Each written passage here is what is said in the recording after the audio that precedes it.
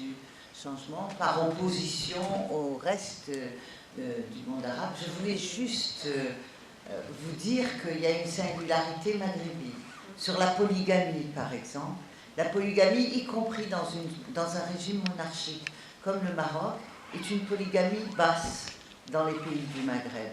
C'est beaucoup plus une tradition moyen-orientale.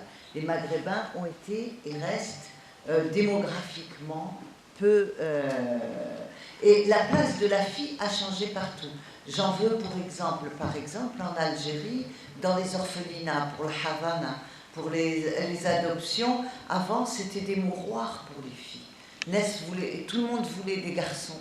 Et aujourd'hui, on se bat pour avoir une fille. Et les garçons sont abandonnés dans les orphelinats. Donc on voit bien que le rôle de la femme et la place de la femme dans la famille et dans la projection du groupe a complètement changé. Je voulais faire une dernière remarque sur tout ce qui a été dit ce matin. On a un penseur en Algérie, un chercheur en religiosité qui s'appelle Saïd Jebel Khair. C'est un beau nom. Il a une phrase que j'aime beaucoup. Il dit الناس ما ينطقش الناس اللي ينقطوها et ينقطوه على حساب المرحلة التاريخية وعلى حساب مصالح في هذه المرحلة التاريخية.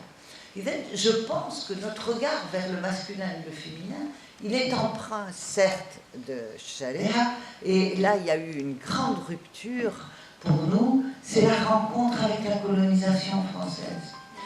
L'existence des facultés de droit, où on enseignait le droit positif, et où les filles sont rentrées dans les facultés de droit. À compter de ce moment, il n'a plus été possible de dire la loi de la même façon. On s'est retrouvé dans cette dualité du droit, mais ensuite sont venus les textes des Nations Unies, les ONG, le langage des ONG, la notion de droits universels.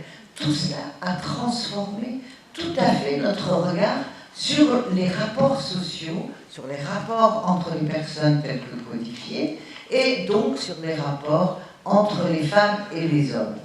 Si on accepte quand même de se nettoyer un peu les yeux et de regarder derrière nous sur la longue durée, ce à quoi j'appelle, c'est-à-dire à notre histoire avant la rencontre, avant cette rencontre qui a transformé notre rapport au monde. On s'interroge sur les rôles des femmes. On n'était pas dans un trou noir pendant des siècles. Nous avons joué des rôles actifs. Des rôles actifs sur le plan économique. Nous avons toujours travaillé dans les champs, partout. Les femmes enlevaient les olives, Enfin, moi j'ai d'abord été sociologue rural. Il y a une très vieille tradition du travail des femmes dans nos pays, les commerces. Nous avons été actifs, y compris sur le plan religieux.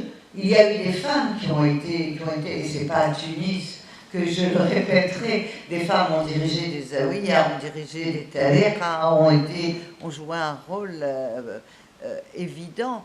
On a été aussi actifs sur le plan politique et militaire.